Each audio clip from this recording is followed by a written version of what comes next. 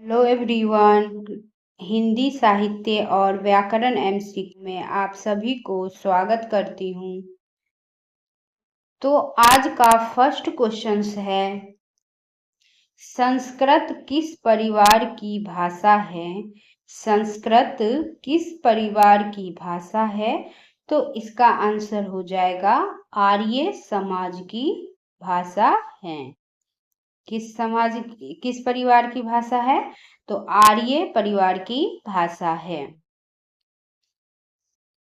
और द्रविड़ परिवार की जो भाषा है वो है गोरी और कुडुख। ये द्रविड़ परिवार की भाषा है, गोरी और कुडुख। भारत में 4 प्रकार के भाषा है। भारत में 4 प्रकार के भाषा परिवार हैं। तो फर्स्ट है भारोपीय,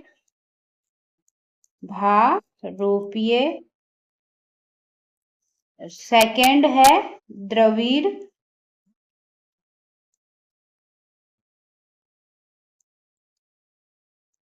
और थर्ड है ऑस्टिक,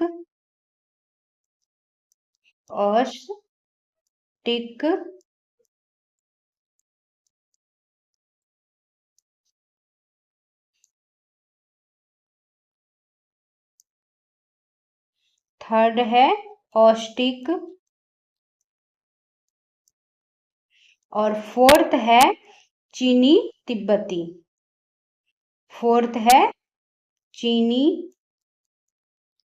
तिब्बती।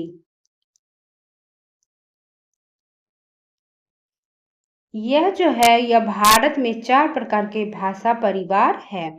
तो फर्स्ट है भारोपीय, सेकंड है द्रविड़, और थर्ड है ऑस्टिक, और फोर्थ है चीनी तिब्बती।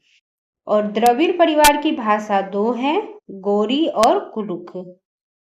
अब भारत में बोले जाने वाले के प्रतिशत के आधार पे जो भाषा है वो है भारोपीय परिवार, जो है वो सबसे बड़ा परिवार है। भारोपीय परिवार जो है वो सबसे बड़ा भाषा परिवार है। भारत में सबसे जो ज्यादा है बोलने वाले का जो प्रतिशत है वो है भारोपीय। फिर उसके बाद है द्रविड़, और उसके बाद है ऑस्टिक, और उसके बाद है चीनी तिब्बती। ओके फ्रेंड्स, अब हम नेक्स्ट क्वेश्चंस देखते हैं। इसका आंसर हो जाएगा, फर्स्ट क्वेश्चन का आंसर, संस्कृत किस परिवार की भाषा है? तो आर्य परिवार की भाषा है। इसका आंसर हो जाएगा बी। अब हम नेक्स्ट क्वेश्चन देखते हैं। सेकंड क्वेश्चन है, मगही किस राज्य में ज्यादा बोली जाती है? मगही किस राज्य में ज्यादा बोली जाती है?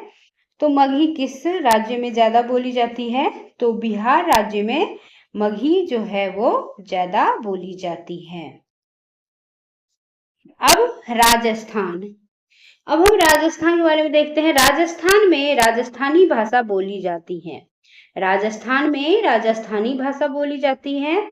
और छत्तीसगढ़ में मागही और भतरी और हल्बी बोलियां बोली जाती हैं। कहाँ? तो छत्तीसगढ़ में।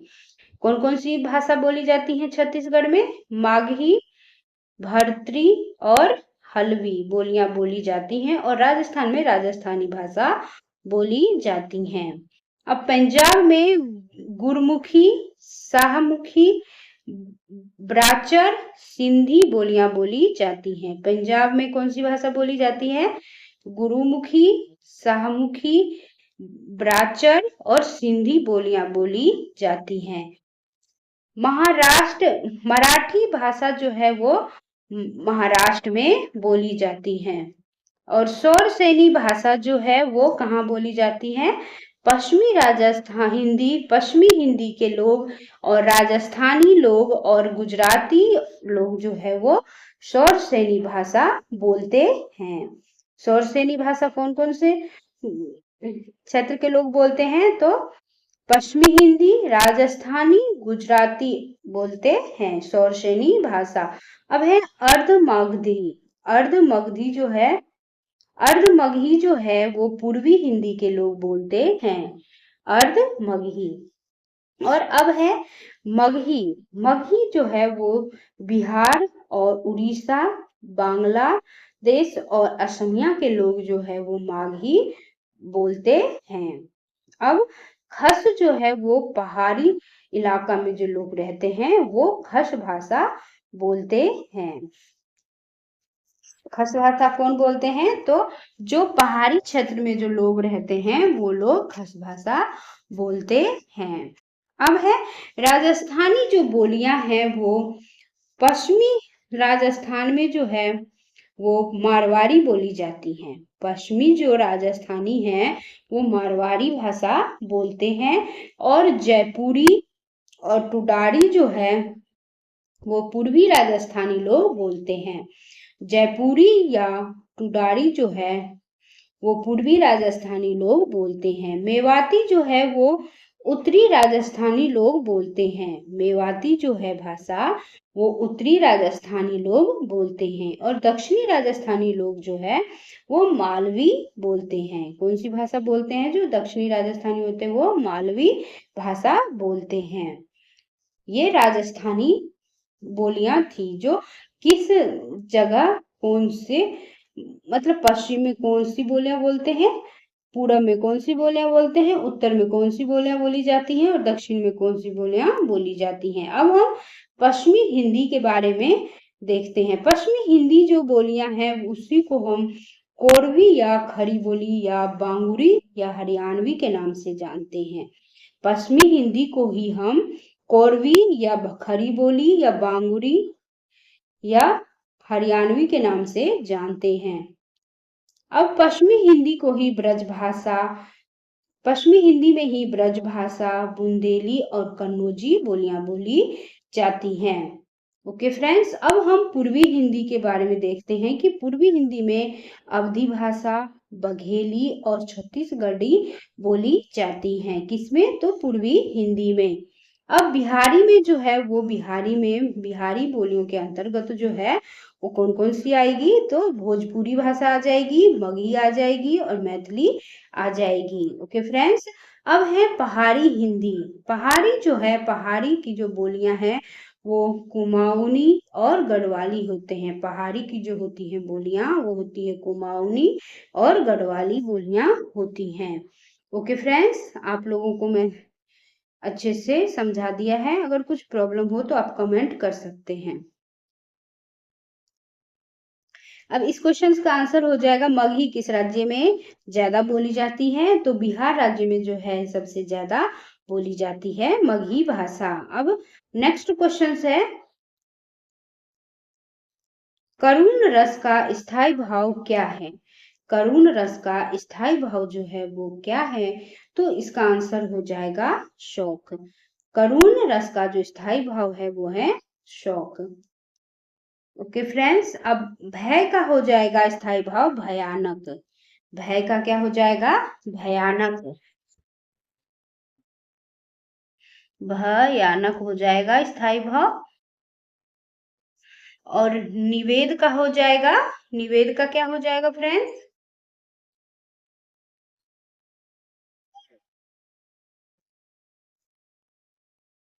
निवेद का हो जाएगा विस्मय। क्या हो जाएगा? निवेद का हो जाएगा शांत। निवेद का हो जाएगा फ्रेंड्स शांत। स्थायी भाव क्या हो जाएगा? निवेद का स्थायी भाव हो जाएगा शांत। भय का हो जाएगा स्थायी भाव भयानक। और शोक का हो जाएगा करुण। अब भयानक का स्थायी भाव हो जाएगा भय रस और शांत का स्थायी भाव हो जाएगा निवेद और श्रृंगार रस का स्थायी भाव जो है वो हो जाएगा रति या प्रेम। क्या हो जाएगा? श्रृंगार रस का स्थायी भाव तो रति और प्रेम। हास्य का हो जाएगा स्थायी भाव हास्य। हास्य का हो जाएगा, हास्य रस का क्या हो जाएगा स्थायी भाव? हास। और विभत्स का स्थायी भाव क्या हो जाएगा? तो जुगुप्सा या घृणा। अद्भुत का स्थायी भाव हो जाएगा विस्मय या आश्चर्य। अद्भुत रस का जो स्थायी भाव है वो हो जाएगा विस्मय या आश्चर्य। वीर रस का स्थायी भाव हो जाएगा उत्साह। क्या हो जाएगा? उत्साह। और रौद्र रस का स्थायी भाव हो जाएगा क्रोध। रौद्र रस का स्थायी भाव हो जाएगा क्रोध। वत्सल का अर्थ हो जाएगा, वत्सल का स्थायी भाव हो जाएगा रति। वत्सल का स्थायी भाव हो जाएगा रति। भक्ति का स्थायी भाव हो जाएगा अनुराग या भगवद। भक्ति का स्थायी भाव क्या हो जाएगा? अनुराग या भगवद। और इसमें कुल जो रसों की संख्या है वो 11 है। कुल जो रसों की संख्या है वो कितनी है? तो 11 है। कुल रसों की संख्या कितनी है? तो 11 है। और भरत मुनि ने रसों की संख्या कितनी मानी है?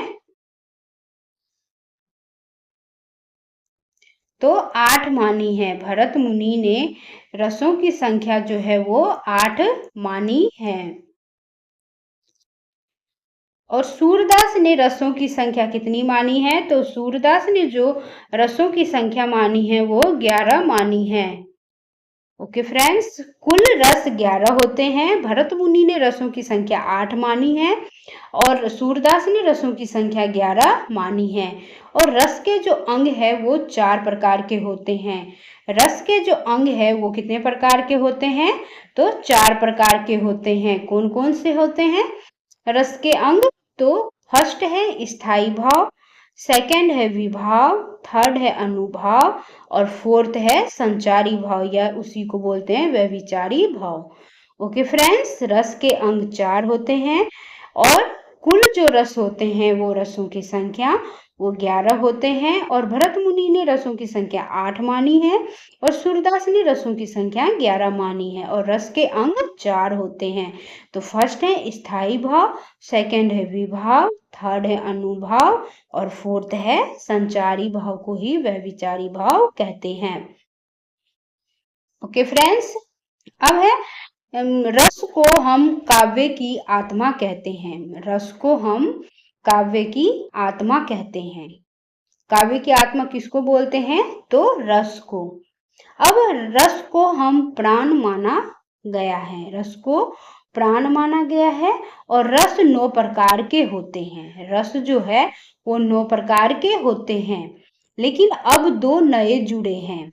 अब जो है 2 नए जुड़े हैं। कौन कौन से रस जो है वो नए जुड़े हैं? तो वात्सल्य रस और भक्ति रस जो है वो नए जुड़े हैं। पहले 9 ही रस थे, अब 2 नए जुड़ गए हैं, वात्सल्य रस और भक्ति रस।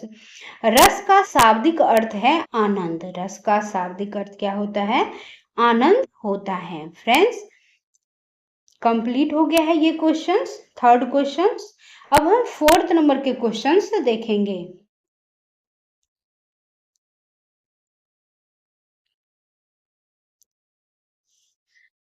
फोर्थ नंबर के क्वेश्चंस है बसो मेरे नैनन में नंदलाल की किसकी पंक्ति है? बसो मेरे नैनन में नंदलाल किसकी पंक्ति है? तो यह जो है मीराबाई की पंक्ति है। किसकी पंक्ति है? तो मीराबाई की पंक्ति है। बसो मेरे नैनन में नंदलाल, यह जो पंक्ति है यह मीराबाई की पंक्ति है। अब एक और पंक्ति मैं बता रही हूँ, ये किसका है?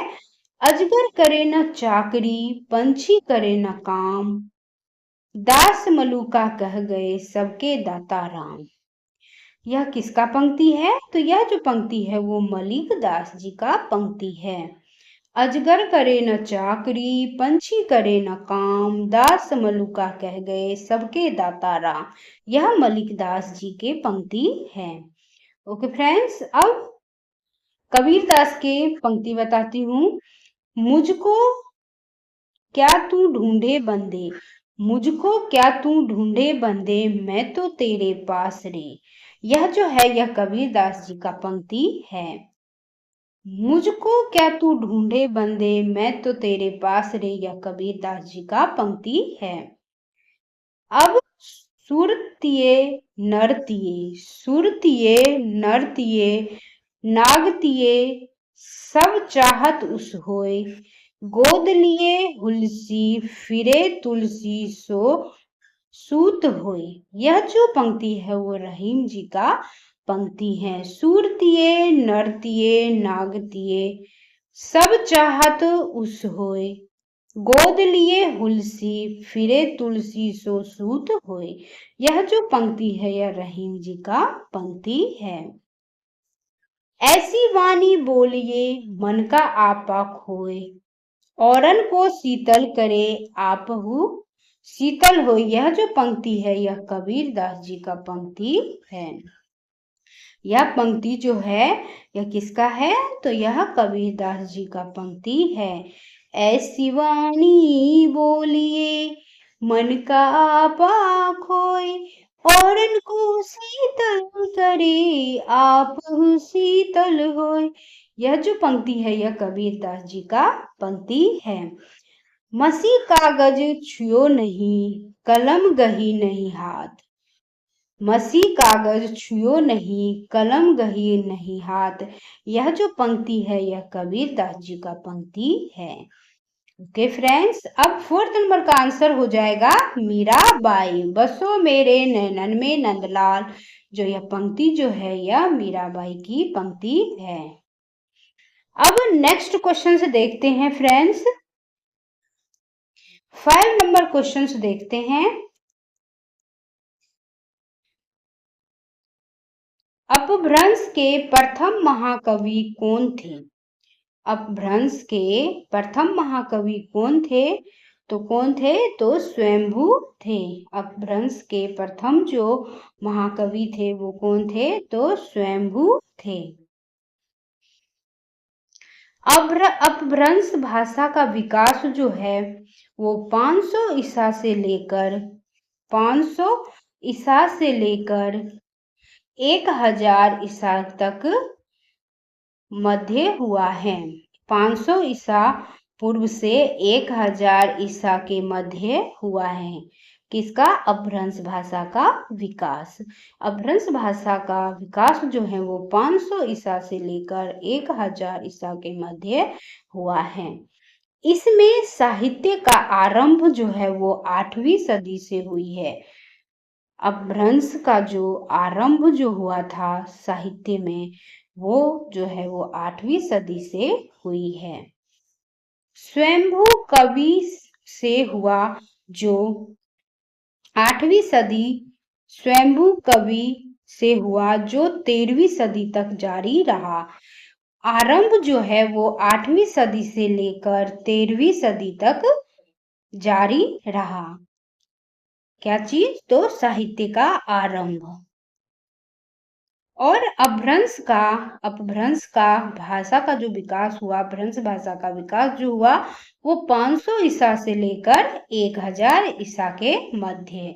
और साहित्य का आरंभ जो हुआ वो 8वीं सदी से 13वीं सदी तक जारी रहा। और स्वयंभू को अपभ्रंश का वाल्मीकि कहा जाता है।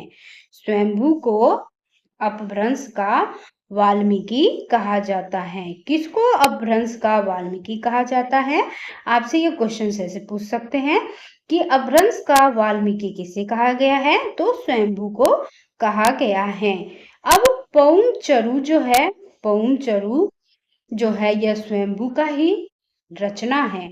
पौम चरु जो है वो इसमें पौम चरु जो है पौम चरु में 5 कांड 12,000 श्लोक या छंद है। किसमें? तो पौम चरु में कितने हैं? पौम चरु में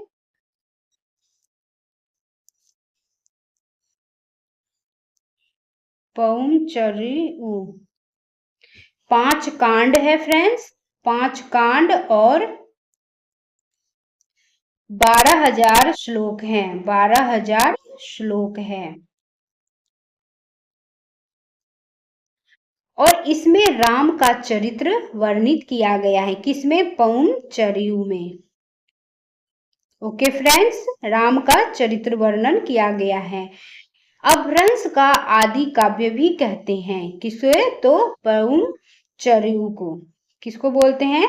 अपभ्रंश का आदि आदि काव्य भी कहते हैं। इसमें अपभ्रंश की करवक शैली जो है वो 7 चौपाई के बाद दोहा की प्रथम रचना है। अपभ्रंश की जो करवक शैली है वो 7 चौपाई के बाद दोहा की प्रथम रचना है। और स्वयंभू का रामायण जो है वो हिंदी का सबसे पुराना और सबसे उत्तम काव्य है। स्वयंभू का जो रामायण है वो हिंदी का सबसे पुराना और सबसे उत्तम काव्य है। Okay friends. और राहुल सांस्कृत्यायन ने यह कहा था, किसने कहा था कि स्वयंभू का रामायण हिंदी का सबसे पुराना और सबसे उत्तम काव्य है? तो राहुल सांस्कृत्यायन ने कहा था। इसे स्वयंभू के पुत्र त्रिभुवन ने पूरा किया था। किसे?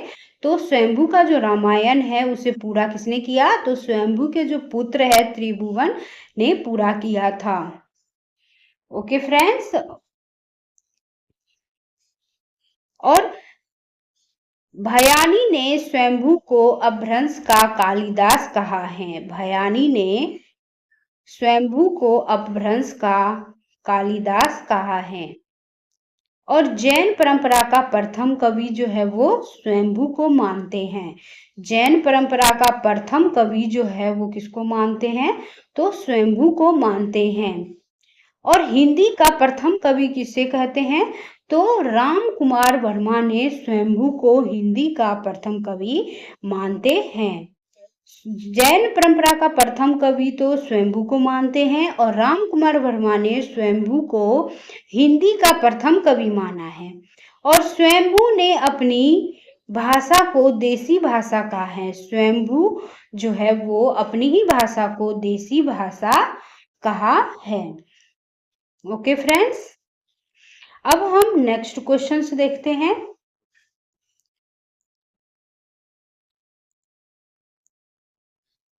आज का लास्ट क्वेश्चंस देखते हैं हम। निर्गुण उपासक कवि है। निर्गुण उपासक कवि जो है वो कौन सा है? तो निर्गुण उपासक कवि जो है वो कबीरदास है। निर्गुण उपासक कवि है कबीरदास। कबीरदास का जन्म जो है वो कब हुआ था? तो कबीरदास का जन्म जो हुआ वो 1398 ईस्वी में हुआ। 1398 ईस्वी में हुआ। और जन्म स्थान जो है कबीरदास जी का जन्म स्थान जो है वो काशी है। काशी कहाँ पड़ता है? तो लहरतारा में पड़ता है काशी।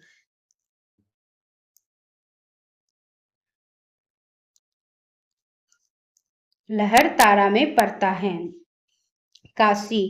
कबीर जो है वो अरबी भाषा का शब्द है और अरबी भाषा का शब्द है कबीर। कबीर का जो अरबी भाषा का शब्द है जिसका अर्थ होता है महान होता है और श्रेष्ठ होता है। महान होता है, श्रेष्ठ होता है और उत्तम होता है। उत्तम होता है। Okay friends. हम कबीरदास के बारे में डिटेल देख रहे हैं। अब नीरू और नीमा नाम के 2 दूल्हे दंपति ने जो थे वो पालन पोषण किया। किसको? तो कबीरदास जी को जो पालन पोषण किया वो किसने किया था? तो नीरू और नीमा ने किया था। और कबीरदास जी के जो पत्नी का नाम है लोई। लोई इसलिए पड़ा क्योंकि लोई में लिपटने रहने के कारण इनका नाम लोई पड़ा था। पत्नी का नाम है लोई। और कबीरदास जी के 2 पुत्र थे, एक पुत्र और एक पुत्री। तो पुत्र का नाम था कमाल। पुत्र का नाम क्या था? कबीरदास जी के पुत्र का नाम तो कमाल था। और पुत्री का नाम था कमाली। क्या नाम था? कमाली। Okay friends. अब दूसरी पत्नी जो थी वो थी रमजनिया। पहली पत्नी लोई और दूसरी पत्नी रमजनिया थी। किसकी? तो कबीरदास जी की। अब कबीरदास जी का जो गुरु था वो कौन था? तो रामानंद। कबीरदास जी का जो गुरु का नाम था वो क्या नाम था, तो रामानंद। और शेख तनी जो है तकी, शेख तकी सिकंदर के भी पीर थे। शेख तकी जो थे वो सिकंदर के भी पीर थे। अब मोहन सिंह ने कबीर का गुरु ब्रह्म को बताया है। मोहन सिंह ने कबीर का गुरु जो है वो ब्रह्म को बताया है। कबीर जो है वो ज्ञान आश्रय शाखा के प्रतिनिधि कवि माने जाते हैं। कबीर जो है वो ज्ञान आश्रय शाखा के प्रतिनिधि कवि माने जाते हैं। सिकंदर लोदी ने कबीर पर अत्याचार किया। सिकंदर लोदी जो है ने कबीर पर अत्याचार किया। कबीर सिकंदर के समकालीन थे। कबीर जो है वो सिकंदर के समकालीन थे। और कबीरदास जी की वाणी का संकलन जो है उनके शिष्य धर्मदास ने बीजक के नाम से किया। कबीरदास जी की जो वाणी का जो संकलन है उसके शिष्य धर्मदास ने बीजक के नाम से किया। तो बीजक के 3 भाग हैं। बीजक के कितने भाग हैं, तो बीजक के जो है वो 3 भाग हैं। तो पहला है साखी, सबद और रैमनी, रमैनी जो है थर्ड है। तो बीजक के 3 भाग हैं, तो साखी, सबद और रमैनी। तो साखी का अर्थ होता है साक्षी, साखी का अर्थ होता है साक्षी। सबद का अर्थ होता है शब्द, शब्द का अर्थ होता है शब्द। और रमैनी का अर्थ होता है रामायण, रमैनी का अर्थ होता है रामायण। बीजक के 3 भाग हैं, साखी, सबद, रमैनी। साक्षी का अर्थ है, साखी का अर्थ है साक्षी, और सबद का अर्थ है शब्द, और रमैनी का अर्थ है रामायण। कबीर का शिष्य जो है वो भगवान दास भग्गू बीजक को लेकर भाग गया। कबीर के शिष्य जो थे वो भगवान दास भग्गू व बीजक को लेकर भाग गए। और सधुकरी भाषा रामचंद्र शुक्ल ने कहा कबीरदास जी को, और पंचमेल खिचड़ी जो है वो श्याम सुंदर दास ने कहा कबीरदास जी को। और वाणी का डिडक्टर जो है वो हजारी प्रसाद जी ने कहा, किसको, कबीरदास जी को। और ब्रज भाषा जो बोला है वो केशव कबीरदास जी को, तो किसने बोला है ब्रजभाषा, तो सुनीति कुमार चटर्जी ने कहा है। और बनारस की भाषा जो कहा है कबीरदास जी को वो उदय नारायण तिवारी ने कहा है। पूर्वी भाषा जो बोला है कबीरदास जी को वो स्वयं कबीरदास जी ने बोला है पूर्वी भाषा। और गुरु ग्रंथ साहब में कबीर के पदों का संकलन रागु व श्लोक नाम से किया गया है। गुरु ग्रंथ साहब में कबीर के पदों का जो संकलन किया है वो रागु व श्लोक नाम से किया गया है। ओके फ्रेंड्स, अब हम सूरदास के बारे में डिटेल देखते हैं। अब हम कबीरदास के बारे में हमने देख लिया है, अब हम डिटेल देखेंगे सूरदास के बारे में। ओके फ्रेंड, तो सूरदास के बारे में हम देखते हैं। सूरदास का जो जन्म है वो 1478 ईस्वी में हुआ था। 1478 ईस्वी में हुआ था।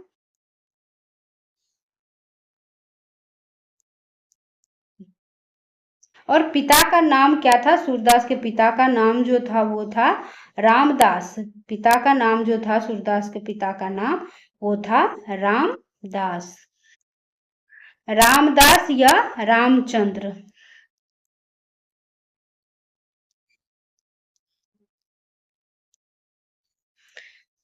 और इनका जो सूरदास जी का जो गुरु था वो था वल्लभाचार्य। सूरदास का गुरु कौन था, तो वल्लभाचार्य।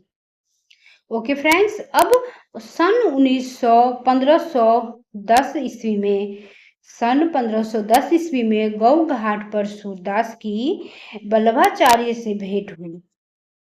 कब हुई, तो 1510 ईस्वी में गौ घाट पर सूरदास की जो वल्लभाचार्य से भेंट हुई। तब सूरदास दास से भक्ति करते थे।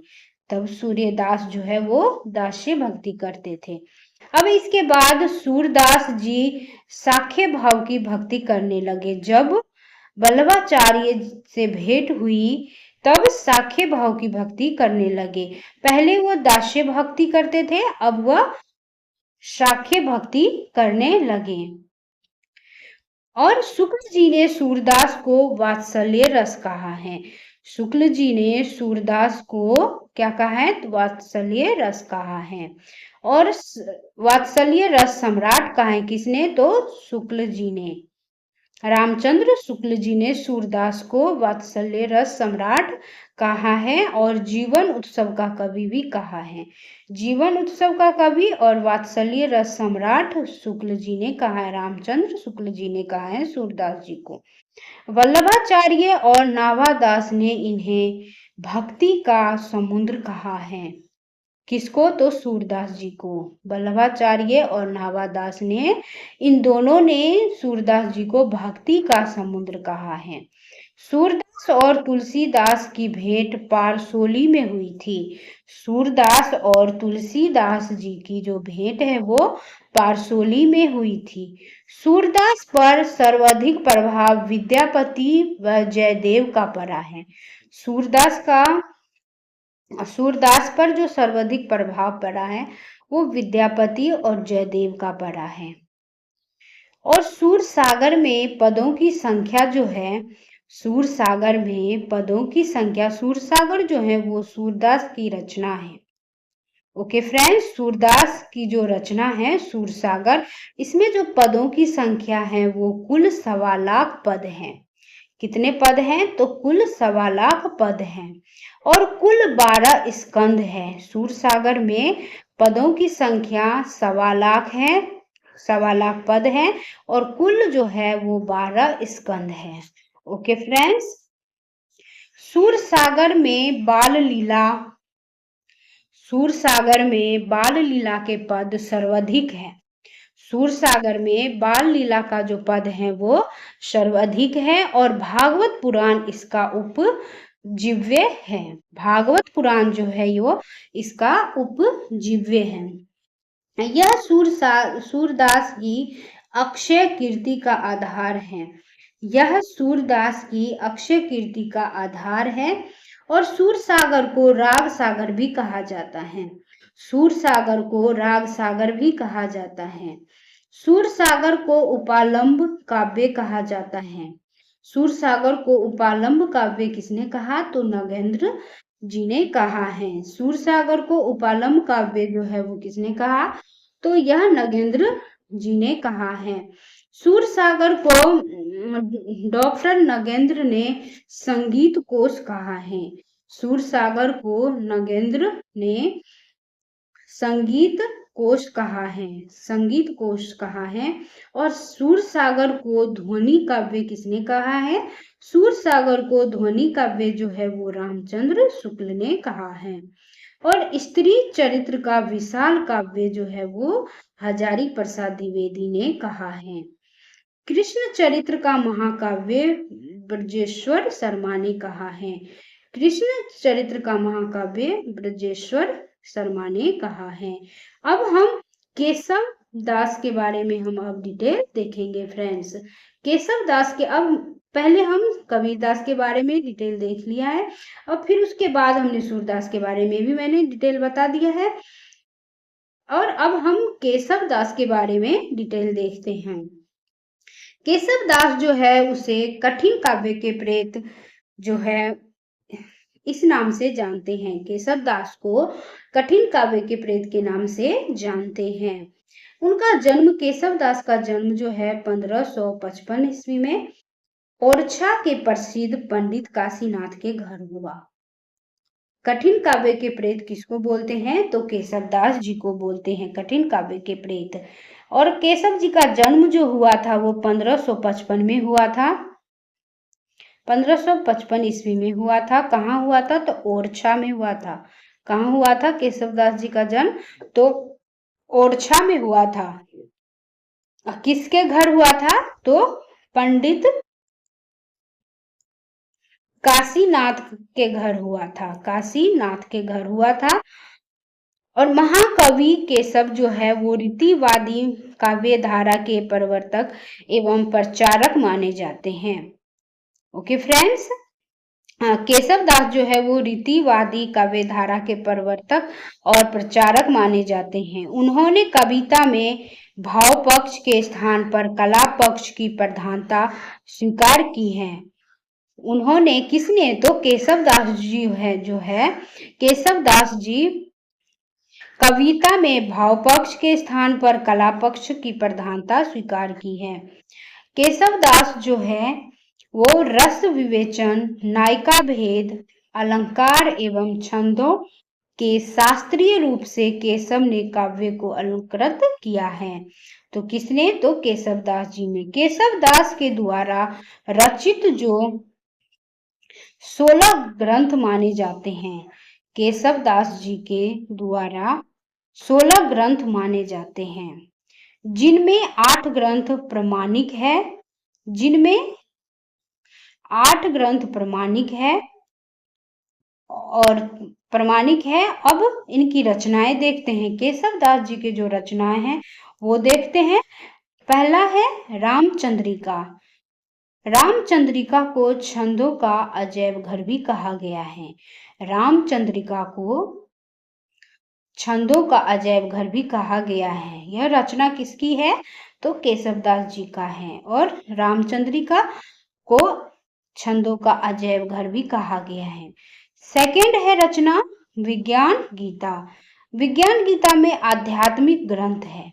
विज्ञान गीता में आध्यात्मिक ग्रंथ है। और थर्ड है रचना वीर सिंह देव चरित्र।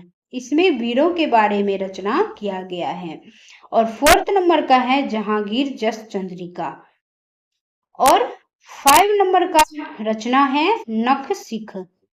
और 5 नंबर का है नक्शिक। 6 नंबर का है रतन बावनी। और 7 नंबर का है रसिक प्रिया। रसिक प्रिया में रस विवेचन का वर्णन किया गया है। रसिक प्रिया में रस विवेचन का वर्णन किया गया है। और कवि प्रिया में जो है कवि कर्तव्य एवं अलंकार का वर्णन किया गया है।